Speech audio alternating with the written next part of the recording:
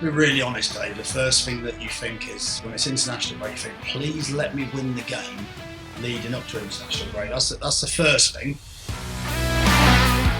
People always have this misconception, don't they, that, it's a great time to get some work done. But ultimately, you can't do a lot because you haven't got most of your team. And of course, sometimes it's good for the manager to have a break from the players and the players from the manager. So, while you're away, going to Dublin and making sure that they haven't run out of Guinness, watch the football. We're busy making sure the lads are trained. So you'd always set training at a time that made it difficult for the player to get that 2 a.m. flight out of Dubai the night before that gets in Heathrow around 6. Pretty successful team and lots of international players, you could have potentially half of your squad away. So when you actually look at it, you might end up with 8 to 10 players. We've had players turning up Friday morning for training and that's it. And you've got a real dilemma as a manager. Do you play them anyway? Because they're part of maybe a winning team in a previous game 2 weeks ago. Or do you accept that they're not going to be in the best physical condition? Welcome, football fans, to Breaking Lines, the podcast that takes you behind the scenes of the beautiful game like never before. I'm Gary Rowett, former player and manager, joined by the insightful Dave Carolan, a man with his finger on the pulse of football's beating heart. Together, Dave and I bring you unrivaled insight, context, and a few stories from the trenches. Join us as we dissect the game, break down the plays, and explore the intricate dance between managers, players, fans, and the beautiful game itself. This is Breaking Lines, where the game is more than just a match. 4 times every season, Gary, we have an international break in the football leagues in England, and they're an interesting time for us in the performance and management side, aren't they? Because we've got players potentially going all over the world, and our whole training regime is disrupted because of international games. Well, let's be really honest, Dave. The first thing that you think is, when it's international break, you think, please let me win the game leading up to international break. That's the first thing. And if you can do that, and that at least allows you to enjoy it a little bit more than if you're going into the international break on the back of a 3-0 defeat or 4-0 defeat or something. Not that that's happened. We've usually been quite fortunate in terms of our results going into them. But that's normally because of episode 1, I think, of the whole podcast series where we talked about the carrot and the stick. Yeah, well, yeah. Let's come on to that in a minute, depending on how many days you give them off. That usually is determined by how your results are going. But I think as a manager and a staff, sometimes there is that element of you've been in all pre-season, you've been working all summer to try and get new recruits in, which we spoke about on previous podcasts. And there is a little bit of that early season. So by the time you've been in for 10, 12 weeks, and there's a little bit of you thinks, just chance for a little breather. Just even if it's just a couple of days, just to have a little breather and feel normal again. So yeah, and it depends how you shape that, doesn't it? But like I said, if you go into it with a win, that makes that 2 weeks feel an awful lot better. Yeah, you'll normally be stood at the front of the room and you'll hear a player designated to shout up the "See you," insert name of day, gaffer, normally 8 days' time. Now, how do you go about deciding how long the players get off in that week, considering there's going to be players who are going to be playing international games and they have to do that because obviously they've been called up by their country, so that they should report. But the players who are left behind, you could end up with only 8 players. So how do you go about deciding how long they have off, how many training days they have in, and especially in that first week?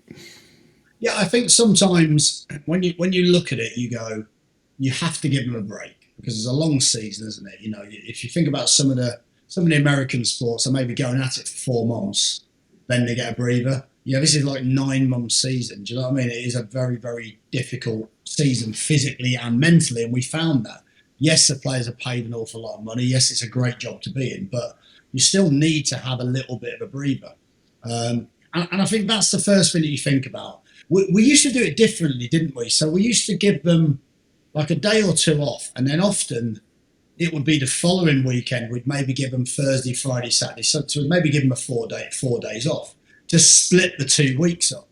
Because like you said, sometimes you might have 8 players anyway. People always have this misconception, don't they, that, oh, it's a great time to get some work done. But ultimately, you can't do a lot because you haven't got most of your team. Like that's the thing, you haven't got hardly any of your team. So, but I think in recent years, we've kind of gone the other way where we've sort of said, we'd rather give them maybe 4 days off straight away. You know, they would be recovering on the Sunday. Sometimes after a good result, you might let them have the Monday off anyway, and then you crack on. So 2 of those days sometimes would be off. You're giving them 2 extra days off as a little bit of a reward. We've done it different ways, and actually it's been quite effective, where maybe 4 weeks leading up to the international break, you take a bit of a gamble. Often you can do this better mid-season, and you say, depending on how many games you win, will depend on how many days you get off. So it's almost performance-based. You know, you could sit there and say, okay, at this moment in time, you've got 2 days off. For every game you win, we'll give you an extra day off. So it does motivate the players. I'm not suggesting that that's going to suddenly be the difference, because we've also seen it where sometimes you put too much on a game. It's more about the performance rather than the outcome. And we know in psychological terms that doesn't always help the player, but there's nothing like a few extra days off to make a player run around a little bit more, is there? So we've done it in different ways, haven't we? Well, which way do you think's been most effective if you're going to give some time off? Which one did you prefer? Well, yeah, I think it always comes down to like how much we've had to put into some of those games, and as mentioned previously, how many players we're going to have left behind. So if you expect that most times, most squads are going to have potentially 2 or 3 players injured. And then if you're in a pretty successful team and lots of international players, you could have potentially half of your squad away. So when you actually look at it, you might end up with 8 to 10 players. Some of those may not have been playing an awful lot. Ideally, you'd look at potentially a game on a Thursday that was arranged as a kind of a reserve type fixture. You'd work with the under-21s. You'd try and get a game on the Thursday morning between 2 clubs that are in a similar position to give everybody some match time. And then you might train Tuesday, Wednesday, Thursday, because you've had a little bit after the weekend. You're also realising that if players have got young kids who are at school age, they're probably not going to go away early part of the week, because they'll probably look and think, well, the kids have got to be in school kind of most of the week. Whereas if they're going to take them out of school, they might take them out on a Friday, maybe for a long weekend. So I definitely look at the Tuesday, Wednesday, Thursday if you're going to do 3 days, or the Wednesday, Thursday if you're going to do 2 days. But we've done it every which way, haven't we? It just depends sometimes on time of the year, because if it's in September, where the first one is, as we're speaking now, we're just in an international break. There's still good weather to be had around Europe, so people can go off on smaller little holidays. And people take that time, don't they? Not just the players, but you as staff as well. Yeah, I think you have to. I mean, I've done it where actually you look forward to that and it gives you a little bit of a boost for the next period. You know what I mean? Like if you can just get away for 3 or 4 days somewhere, a bit of sun on your back, a little bit of a chance to reflect. I'd often use it as a chance to reflect on the season so far, but in some ways you can reflect while you're sat, you know, like in the sunshine somewhere in Europe. Like it's only took you 2 hours to get there, and actually it's quite a nice way to sort of decompress from the pressures of the transfer window at the start of the season or whatever that might be. So the players tend to be a lot more ambitious with their breaks, shall we say. There's a lot of players that, like, you would always set training. So you'd always set training at a time that made it difficult for the player to get that 2 a.m. flight out of Dubai the night before that gets in at Heathrow around 6. So you would get the lads in at, say, 9 o'clock, knowing that player would struggle to make it, because you know what goes on and you know what players. And you know, if someone's a single lad and he just wants to go and get a bit of sun, you know, they'll hop out to Dubai, no problem, or somewhere like that. They don't have to be single to do that, but of course, you know, it's easier. So there's players that will go all over the place, but ultimately you don't mind, do you? And I think if that's early week, the one thing I can never understand, I really can't understand this, because football talks, doesn't it? And we'd hear all sorts of stories from around, and you'd hear one kind. The players would hear it, and the players would be devastated because they'd want to be that club. Because the players would love it, even though it's not going to help you win games. But there'd be one club that's like, see you in 10 days' time. And I could just never understand that. It's like, you're basically just essentially like not thinking about performance at all over that period. And you're saying, I don't care, I'm just going to go away for 10 days. And then when I come back, let's worry about it when I get back. And you might get away with it with the players feeling so good because they've had that break. But there's also that element that they start to decondition, isn't there? And that's not professional, particularly in the first international break. I think when you get to international break 3 and 4, you can maybe have a little bit more leeway because you're well into the season, aren't you? And you're well into a period where maybe recovery becomes more important. Yeah, and I think everyone's got more training into them by that stage, in which case you're almost looking at the regeneration, recovery, mental as much as physical at that stage, because most people in normal jobs, if you want to call them that, they can choose to have breaks during the year as and when. They can be quite periodic about refreshing themselves, every 2 or 3 months, take small breaks. We don't really get that opportunity in football, do we? Because it tends to be you're back at the end of June, and then you'll finish at the start of May, and then you've got a block of holiday there, which is great, but there's not an awful lot of other opportunity the rest of the 10 or 11 months in the year to have little breaks. So I think, there definitely is the temptation to say, shall we give them a week off? But you also know you're going to have to pay on the other side of that, which is the players can decondition a little bit. Are they all going to do what they're supposed to? Is it right that they don't train? It's more of a challenge for the players who aren't internationals, isn't it? Which is, how do we keep them motivated, fit? Because unfortunately, a lot of your international players are probably the ones that are in your team because maybe they're slightly better. But the ones who are left behind, small groups, they feel they're potentially doing everything all the time anyway. So you're trying to balance their life with making sure that they're kept buoyant, but also doing some work. Yeah, look, there's different opportunities for the international break, and you have to find those opportunities and find those positives, because it can be a long 2 weeks, can't it? It can be, you're turned up every day with very few players. There's limited amounts that you can do. The players almost know that there's limited amounts you can do. The players are sort of, yes, you can work on individual development. You can bring some young players in and give them an opportunity to be part of the first team for a couple of weeks. But ultimately, you've probably got 10 days to fill before the other players start to come back. You can't work on anything around the team, really, because we've had it before where you've got 8 players that started the previous game are not there. And they're not there till the Thursday morning of the following week. So, and they've had different journeys back home. So you look at it and you go, you probably got the Thursday when everyone gets back where you can do a little bit of work, the Friday where you're match prepping anyway, depending on how it works. So ultimately, in that 14 days, you've got 2 days where you can work with your group. So it is very, very difficult. So I think there comes a point where actually, what else do you get out of it? You can have a breather. You can have a break. Everyone can have a little bit of time away from the training ground. Training ground staff can have a break. Because you've got all those people the same, haven't you? Like football's strange, isn't it? Because we'll have so many mates between us that are like, half term, I'm going away. Christmas, I've got friends who are going to Australia for Christmas. Obviously, you can't do those normal things within football. So you have to find those little moments where you can give them a bit of normality, to keep them going during the season. So like you say, it doesn't always have to be the players. Sometimes it can be for staff too, So I think that's important. But, bringing young players into the group, that's an opportunity. We've seen that before where, you can bring them up. You can maybe have the 23s training with a first team group to boost the numbers.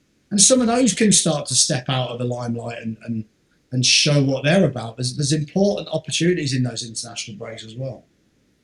Yeah, so obviously with the ones who are staying behind, we're trying to train those, but the ones who go away, this can be a bit of a nightmare, can't it? Because as we've experienced in our many years together, we've had players going to all parts of the world.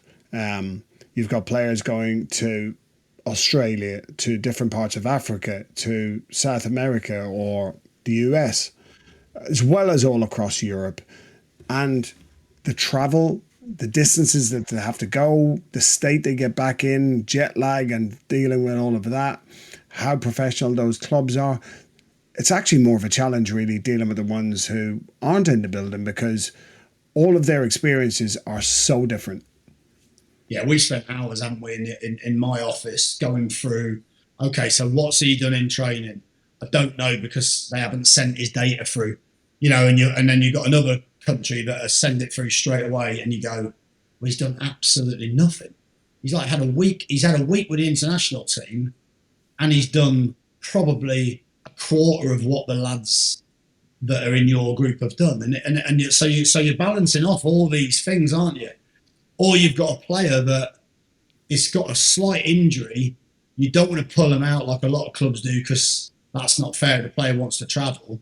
You hope the club are sensible, or that the international team are sensible. And then you find out the player's played 90 minutes on that first game and you're sat there going, oh my God, what is going on? So there's all these challenges, aren't there? I've had some where I've chose to go and watch the game. So that was really interesting. So we had three, when we were at Derby, we had three of the lads were in the Republic squad. And I went out there to watch the game at the Aviva Stadium, to see how they're getting on and to show a little bit of, I'm really interested in how you guys are going. It just happened, I think they were playing Wales, so it was a really good game to go to.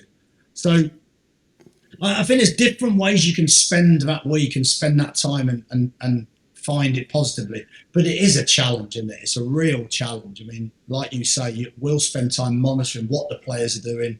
When are they back? It's often, okay, when are they coming back? I'm not sure yet. We've had players that were due back on a certain time, but actually haven't come back. Do you know what I mean? Like where some missing in action, the old classic. Or we had a few players that you might as well have wrote them off for the Saturday anyway. Yeah. Because if they had like a 9 or 10 hour flight, you just knew they weren't going to and they're getting straight in on the Thursday morning. We've had players turning up Friday morning for training and that's it. And you've got a real dilemma as a manager. Do you play them anyway? Do you know what I mean? Because they're part of maybe a winning team in a previous game 2 weeks ago. Or do you accept that they're not going to be in the best physical condition and maybe even at an injury risk? So do you then leave them? There's so many different challenges. Well, what about the opportunities from a physical perspective? So, you might have players that need to be topped up and really do some work in that period, but you might also have players with little niggles that maybe you could use that 2 weeks to give them a little bit of breather and be fit again. Yeah, certainly the first international break is perfect for that because you do have both cases. You've got lads who've trained particularly hard for the 6 weeks of pre-season. They've then gone into the start of the season, and as we know, in England they try and get in a lot of games in that first kind of month because obviously schools are off, so people can go and travel to games, and you get big crowds in, don't you? But you're literally going, first week of the season is a double game week, then you have a single, then another double, then another single. So pretty quickly you've got 6 games into you in 4 weeks. And on the back of all of the games and training pre-season, yeah, some players genuinely at that stage, you're trying to allow them to recover from that. If they're in your starting team and they're playing every minute of every game, they do need some time to recover. The other ones, yeah, we're trying to get a bounce game, a kind of friendly game in during that week to try and top their minutes up. We're all about minutes in the legs or minutes in the tank, whatever it is you're putting the minutes in, we need them in there.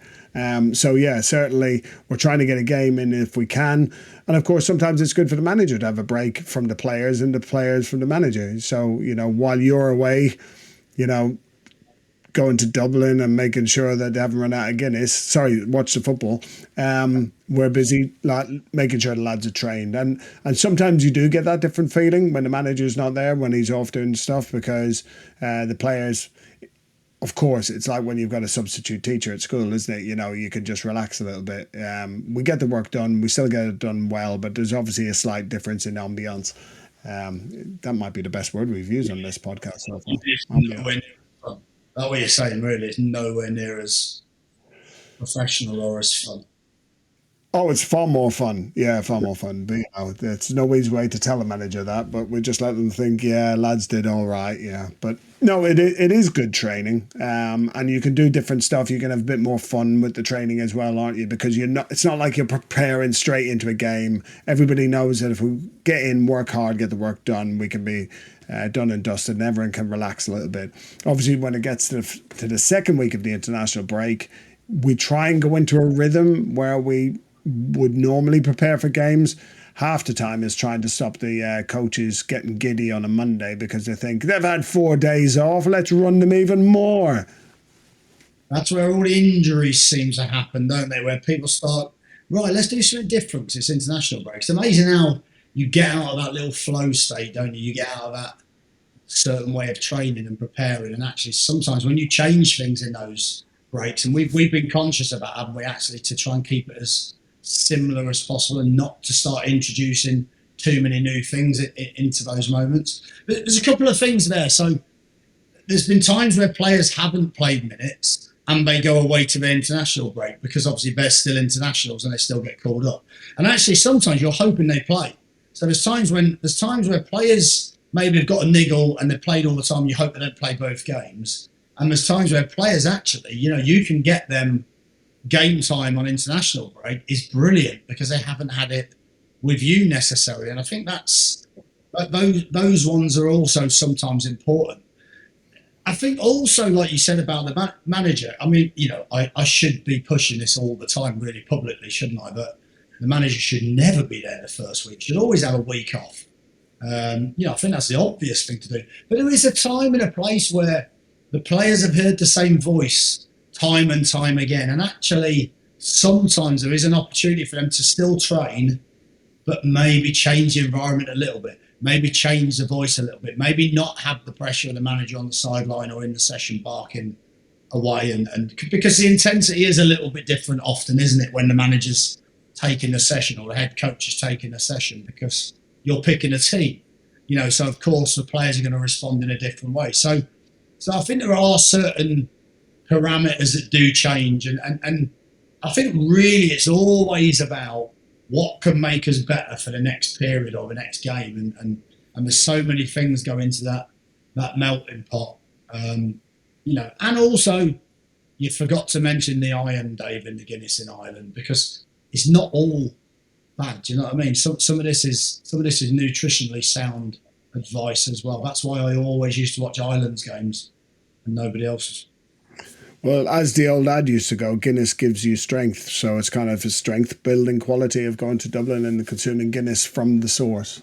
But that's actually one of the things that we do during that international break. We change the food up, don't we? We've often had theme days around the food in the training ground, because it's almost like, yes, the players live a kind of semi-monastic lifestyle, eating, you know, raw carbs and all the right protein and foods that they should do in preparation, but we do allow them a couple of little kind of cheats on those weeks where, just for mood fillers, you know, we have mood days, or mood food as we call it, you know, so we've had themed days for different nationalities, or around different things, and that also allows the catering staff to do something different and be expressive, and they get to come out of their normal routines as well. For everyone, it's good. It's a good break. The training ground administrative staff, they take a break. Obviously, at this stage, just after the transfer window is shut, that international break, you don't see the recruitment staff. They're off decompressing after their busy week. But it's a good time for everyone to have a little bit of a change of routine, isn't it?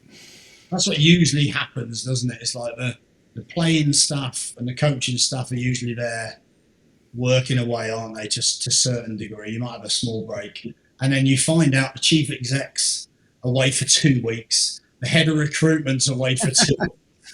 Yeah, the head of commercials away for 2 weeks. It's like, I wish I could go away for 2 weeks, but it just never quite works like that on the playing side, does it? So, but it is an opportunity where I think the whole club tends to go a little bit more relaxed. It tends to be less important because there's no results, which I think shows you how important the first team are and how important those results are around how people feel and the pressure of those game days and the pressure that comes with trying to win games of football. But as soon as that's not an option for 2 weeks, everyone scarpers and everyone tries to get a little bit of a break. And like you said, quite rightly, we're looking at different ways to make that period feel, even when you're in, even when you're working, you're trying to make it feel different, just so there's a little bit of a mental breather, just so there's a little bit of a, okay, the game. And I think once you get through that 2 weeks, a bit like pre-season in some ways towards the end, you get to the second week, maybe Tuesday or Wednesday, the players are kind of like, just want the game now. I want to get back into the games because players love games, don't they? Players love games, staff love games. Sometimes, that 2 weeks without a match can be a little bit mundane. And I think people don't really understand that, do they, from the outside, because they perhaps think, like we said earlier, you've got 2 weeks to really go to town and make your team better. Well, the reality is, it's probably the worst period for a manager and staff to improve the team because most of them are not even there. So it is a bit of a misnomer, isn't it? But you can. Yeah, they roll back in Wednesday night, Thursday, and if they've played any significant minutes, they're not going to be training with us Thursday. So you're rolling out Friday. So if you've got a team that's been struggling, it can be the worst thing to happen because you're actually going to get less chance to improve your team during an international break than you would have otherwise if you just had another standard league game on the Saturday, because you could have done something a little bit on Monday, definitely Tuesday, Wednesday, Thursday, depending on how you structure your week. But you would have actually got some quality coaching time to actually sit down, try and fix things. Whereas if you've got 6 players who are in your starting 11 who are out of the country and roll back in Thursday morning, kind of haven't already played 2 more games, they're not any more fresh, they're not regenerated, especially if they haven't won, and now you're trying to have to fix all the issues in one session, which is just a general prep session you would have done anyway. So it's actually in some ways more challenging if you've been having a tougher time. Yeah, I think so, and I think that's what the international breaks, bring. They bring all sorts of different problems. I mean, I remember, like I said earlier, the players that have played for their countries, and you're having to ring the manager up and say, why is he doing that? I spoke to you a week ago. I told you he's got an issue. The medical team said he was fine. Well, that's not. The medical team have sent the player back, and the scans showed he's got X, and you're thinking, oh my God, what a disaster. Or you're watching a match or you're looking at the results on your phone, and sometimes you'll see a player's gone off injured after 25 minutes, and in your head you're thinking, please do not let that be serious. Because, there's times when you think, not even playing for me, and he could be out for 3 months, he could be out for the season. There will be players that have had serious injuries on international break, and yes, I think there's financial compensation from those nations, football associations. But for you as a manager, there's no compensation for not having one of your best players available. So it is a very strange time. It is a very odd time, and you do get those moments as well within those international breaks where you think, do you take the players away? Not necessarily in the first break, but maybe in break 2 and 3. You think, okay, is this now an opportunity to go and get some warm weather training? We won't go into that too much because we've had some disastrous warm weather training camps, haven't we, where we were professional. Interesting more than disastrous, yeah. Well, interesting warm weather camps, yeah. Maybe for legal reasons, disastrous was the wrong. We might need to change the names.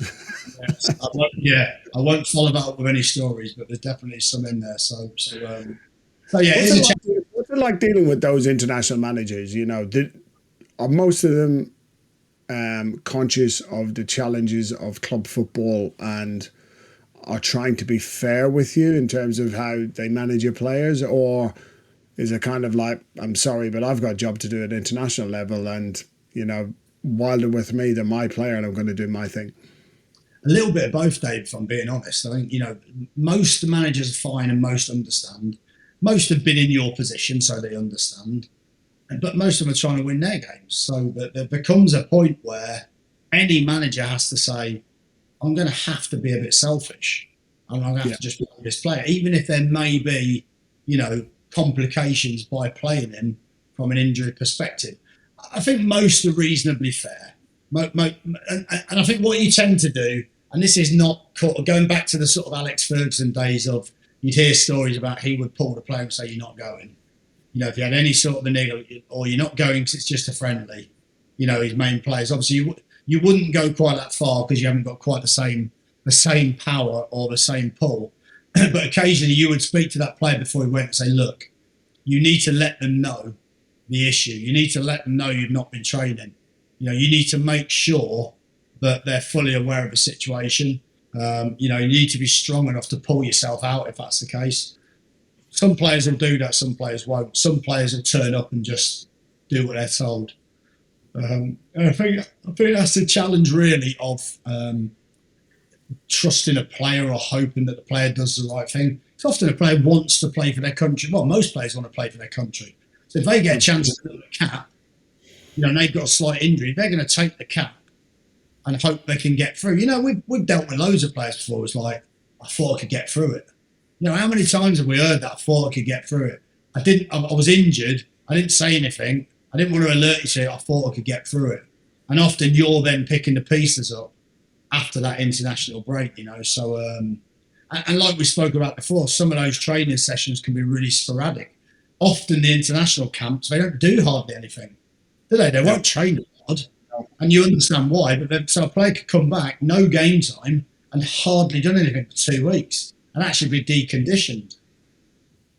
Yeah, we've seen some international teams that are frankly scared of doing anything with the players outside of the bare minimum to prepare their team for whatever game.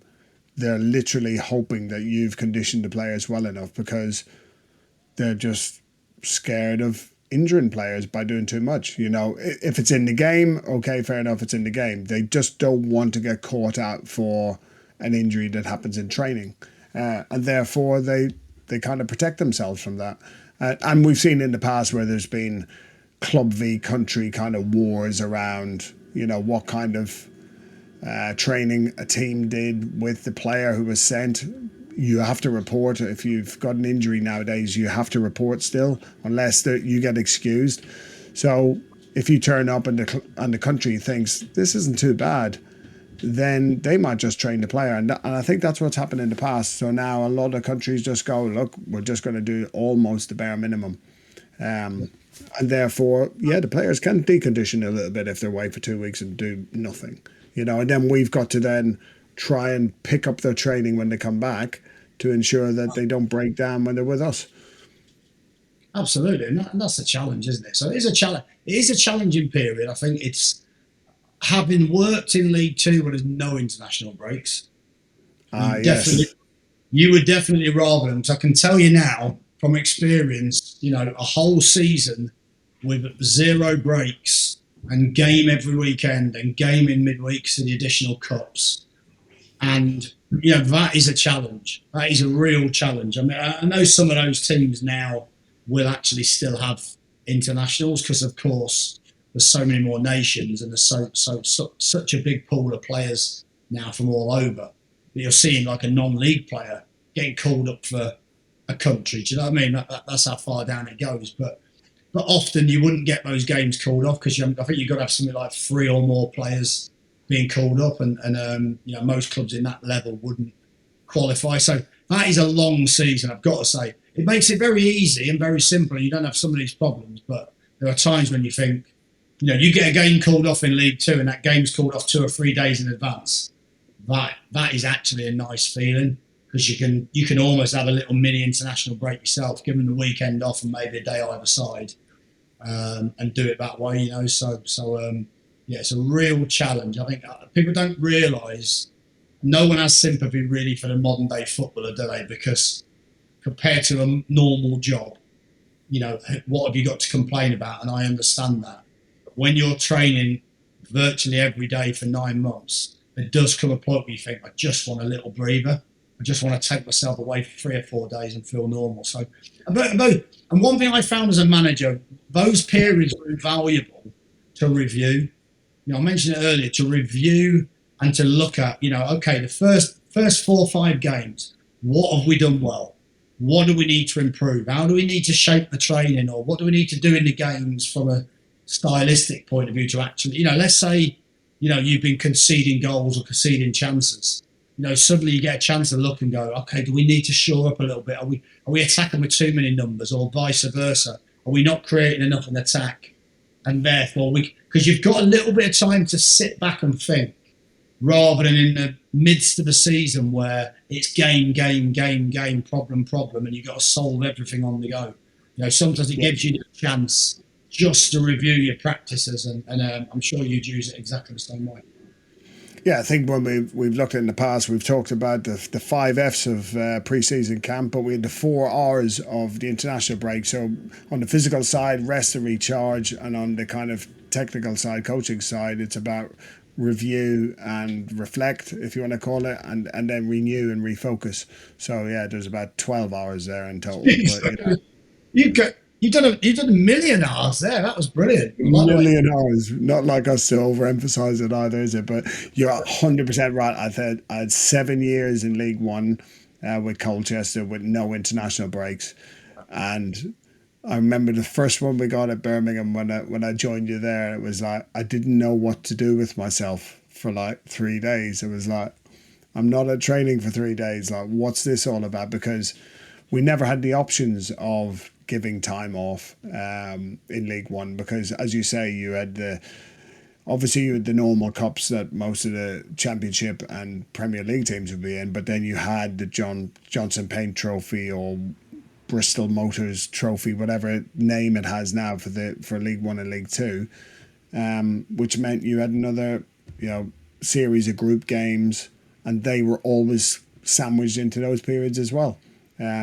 So some years you were just praying that the fixture list gave you one of the better teams during the international break, because you knew that was the only chance you had of having any break at all during the season. Absolutely. And then you'd be at home for about 3 days, and your wife would start saying, is there any way you can go back to training? Don't like these international. You start getting in the way a little bit. So that's another story. That's another podcast day. Another podcast for another days, yes. The better halves and how they deal with their football-based husbands or otherwise being at home and getting in the way of life. But there we are. A great chat there about the international breaks. We shall see what the results come like, because obviously it's also an interesting time for the players and the managers and those international teams, and we wish them all well. But from Clubland, we're just going to enjoy the break. I'm just off on holiday. See ya.